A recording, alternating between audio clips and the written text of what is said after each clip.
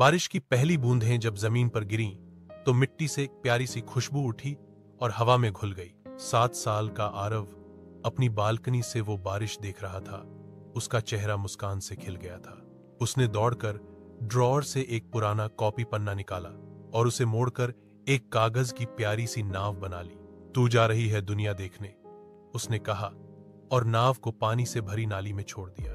नाव तैरती हुई आगे बढ़ने लगी, कभी झूले की तरह डोलती तो कभी तेज बहाव में नाचती। पहली बार उसे सब कुछ नया लग रहा था। पेड़ों की झुकती डालियां, टपकते पत्तों की आवाज, बच्चों की हौंसी और पानी में झिलमिलाती रोशनी। लेकिन वो अकेली थी। अचानक आसमान से एक बूंद ठीक उसके ऊपर गिरी, धीरे धीरे, जैसे उसे जानती हो। हेलो, बूंद ने कहा। मैं हूं बूंदी, बारिश की सबसे छोटी बूंद। कागज की नाव मुस्कुराई। मैं हूं नाविका, एक कागज की नाव। दोनों हंसे। बूंदी ने पूछा, क्या मैं तुम्हारे साथ बह सकती हूं? नाविका ने कहा, हां, पर मैं बहुत छोटी हूं, कहीं तुम गिर न जाओ। बूंदी बोली, मैं गिरना नहीं चाहती, तैरना चाहती हूं, तुम्हारे साथ दोस्ती करना चाहती हूं। और फिर बूंदी धीरे से नाविका की पीठ पर आकर बैठ गई।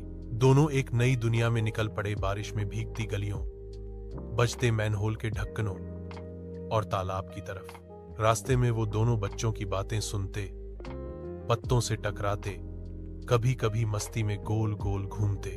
नाविका को डर था कि कहीं पानी तेज हुआ तो उसका शरीर गल न जाए, लेकिन बूंदी ने कहा, जब दोस्त साथ हों, डर भी भीग जाता है और बह जाता है। एक जगह तेज बहाव आया और नाव उलटने लगी, पर बूंदी ने अपनी पूरी ताकत से नाव को संतुलित किया। छोटी सी बूंद ने अपनी दोस्त को गिरने नहीं दिया। जब दोनों एक तालाब में पहुंचे तो सब तरफ सन्नाटा था।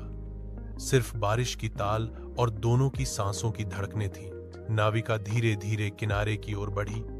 अब उसकी तहें भीग चुकी थीं और वो थक चुकी थी।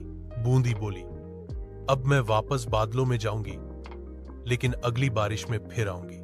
नाविका ने मुस्कुराकर कहा, और मैं अगली बार फिर आरव से कहूंगी कि मुझे दुनिया दिखाने भेज दे। दोनों ने एक आखिरी बार एक दूसरे को देखा। फिर एक बूंद ऊपर उड़ चली और एक नाव पानी में समा गई। लेकिन उनकी दोस्ती की कहानी बादल, पानी और बच्चों की हौंसी में अब भी बहती है, हर बारिश के साथ, हर कागज की नाव के साथ।